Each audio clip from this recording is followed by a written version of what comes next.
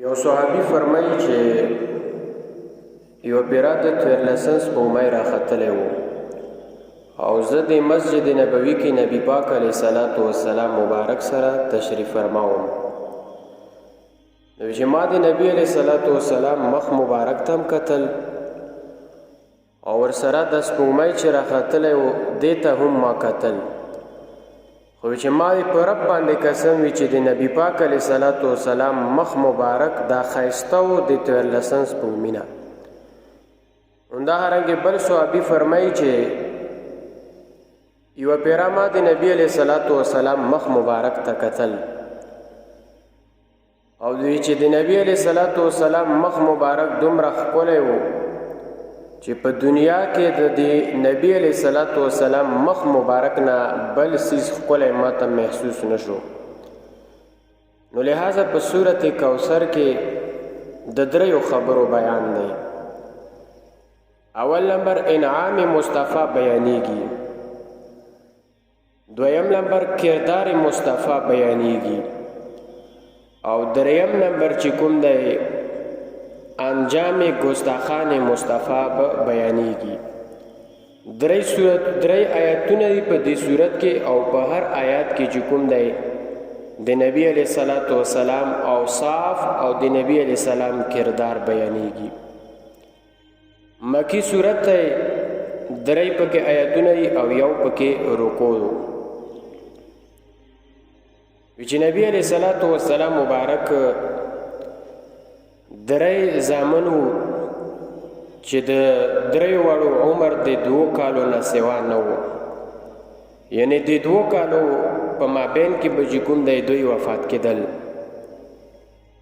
نو نبی علیه صلات وسلام درې زامنو چې د یو نوم ابراهیم او قاسم و او د دویم نوم طیب او طاهر و او دوی نبی علیه صلات وسلام لورګانې مبارکې وي. درې لورګانې مبارکې وي چې د یو حضرت فاطمه رضی الله عنها او رقیه رضی الله عنها او ام کلثوم، دا درې د نبی پاک علیه صلات وسلام لورانې وي.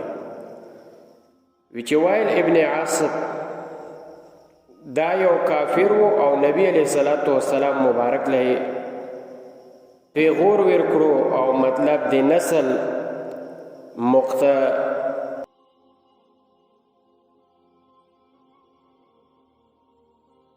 نسل چې کوم دی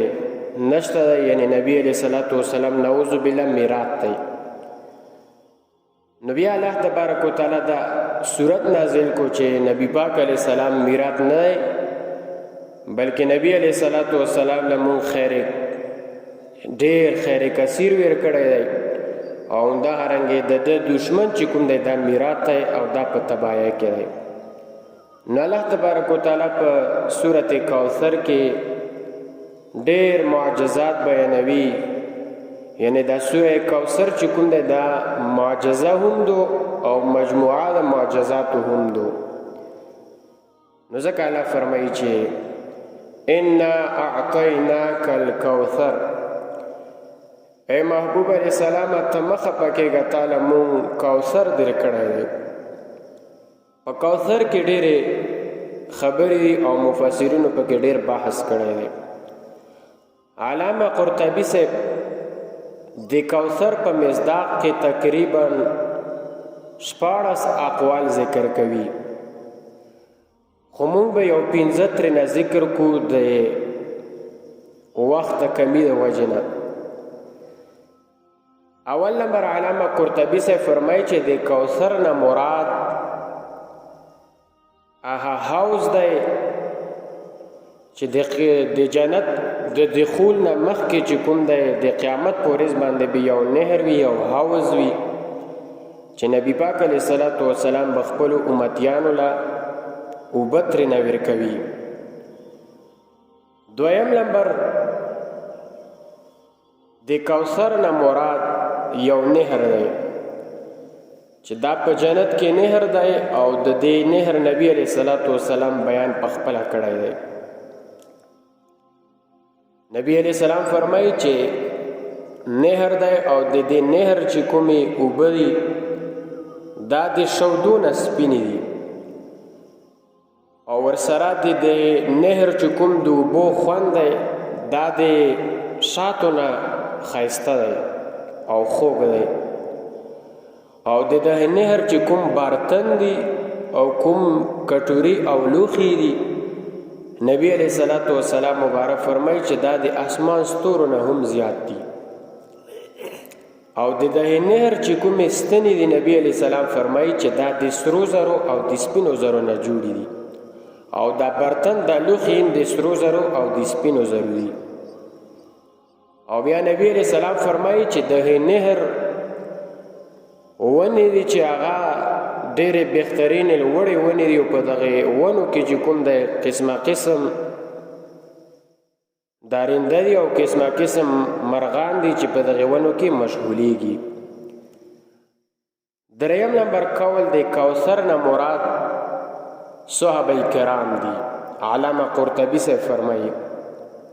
د نبی علیہ السلام صحابه کرام دي د کوثر نه مراد صحابه کرام دي. لکه څرنګه چې نبی علیہ السلام تعالی فرمایي چې د تاب صحابه کرام دي چې د حقیقي بچینه په پتا باندې ډېر مینه او محبت در سره کوي او د حقیقي بچینه به کردار د تاسو صحابه کرامو د تاسو سره خوي. او څلورم نمبر د کوثر نه مراد نبی علامه قرطبي سے فرمایي چې د کوثر نه مراد دا امت د نبی علیہ الصلوۃ والسلام دی. د نبی علیہ السلام امت د کوثر نه مراد دی چې اے محبوب علیہ السلام الله ورته فرمایي مخه پکېږه تعالی مونږ کوثر در کړی دی او کوثر نه مراد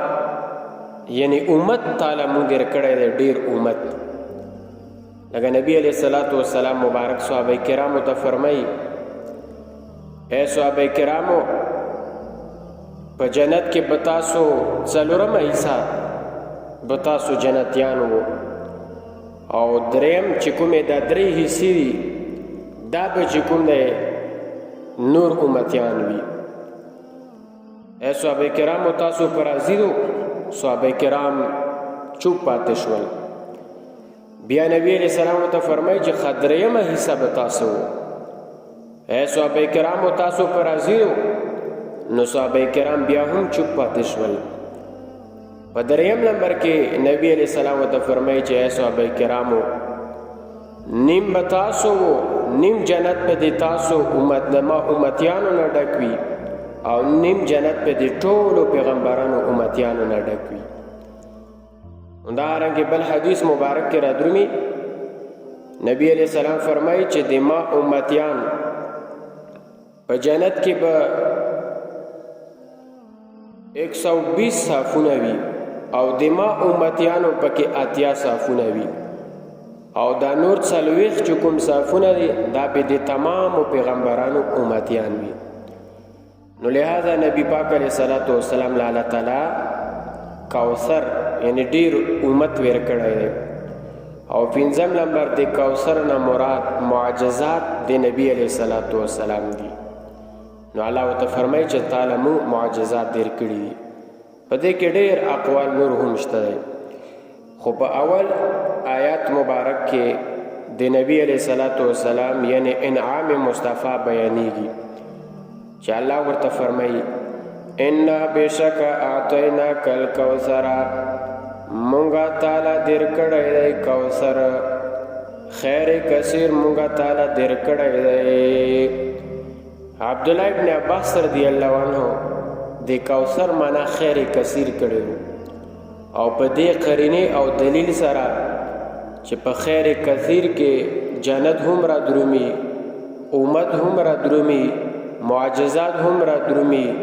علم د نبی علیہ السلام هم را درومي یعنی هر څه په خیر کثیر کې را درومي. نو ځکه الله فرمایي ان بشک اعطیناک الکوثر مونږه تعالی در کړی دی کوثر فصل لربک وانحر بس مونږ وکړه رب ته وانحر او قربانی وکا. نو الله ته فرمایي چې مونږ وکا مونږ سره نور عبادت سره ذکر نه کړل یعنی مونځ ځکه ذکر کړو چې په مخکې صورت کې په سورة الماعون کې د مانځه ذکر وو فویل للمصلین الذین هم عن صلاة ساهون نو دلته چې کوم د مانځه ذکر وکړو او بیا دلته اشکال دی چې دا قربانی ویلي ذکر کړه نورونو عبادات په دوه قسمه دي یو بدنی عبادت دي او دویم نمبر مالی عبادت دي نو دلته بدنی عبادت هم ذکر شو او ورسره مالی عبادت هم ذکر کیږي فصلی لربک بس مونځ وکړه رب ته وانحر او قربانی وکړه حضرت علی سے فرمایي چې وانحر نه مراد د نامه نه لاندې لاسونه کېده یعنی داسې مونځ وکړه چې د نامه نه لاندې لاسونه کېده نو خبره دا چې د نامه نه لاندې لاسونه دا د مونږ احنافو مذهب دی ان بشکا شان اکا دشمن دستا چې هو الابتر هم دا چې کوم دی ابتر دی یعنی بی الواد دی میرات دی نو خبره دا چې انعام مصطفی هم بیان شو او کردار مصطفی هم بیان شو د نبی علیہ السلام کردار دا چې د الله عبادت وکوي مونځ وکوي او ورسره قربانی وکوي او دریم نمبر سټیپ کې الله تبارک وتعالى هغه ګستاخانه مصطفی انجام بیانوي چې څوک د نبی علیہ السلام ګستاخی کوي لہذا دا سړی ابتر دی او میرات دی د دې به هیڅ کوم ملګری نه وي په دې صورت کې یو خبره را معلومیږي الله فرمایي چې کله زه به انسان باندې احسان وکم او انعام وکم نو د دې مقصد او غرض به دا وي چې دی به ما شکر ادا کوي لکه نبی علیہ السلام تعالی فرمایي انا اعطیناک الکوثر مونږه تعالی خیر کثیر درکړی دی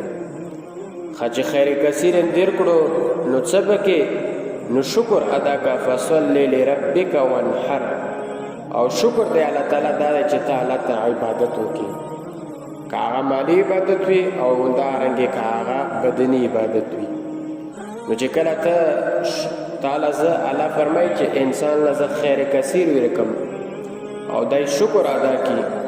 نو بیا داسې څوک نشته چې دغه انسان ته به تکلیف ورسوي یعنی خپل دښمن او دشمن بین چې کوم دی دام په هلاکت کې وي ان شانئک بشک دشمن دستا هو الابتر هم دای چې کوم دی به الواد دی او دای نه مراد دی او دای نه امید دی هیڅ ورته نه ملاویږي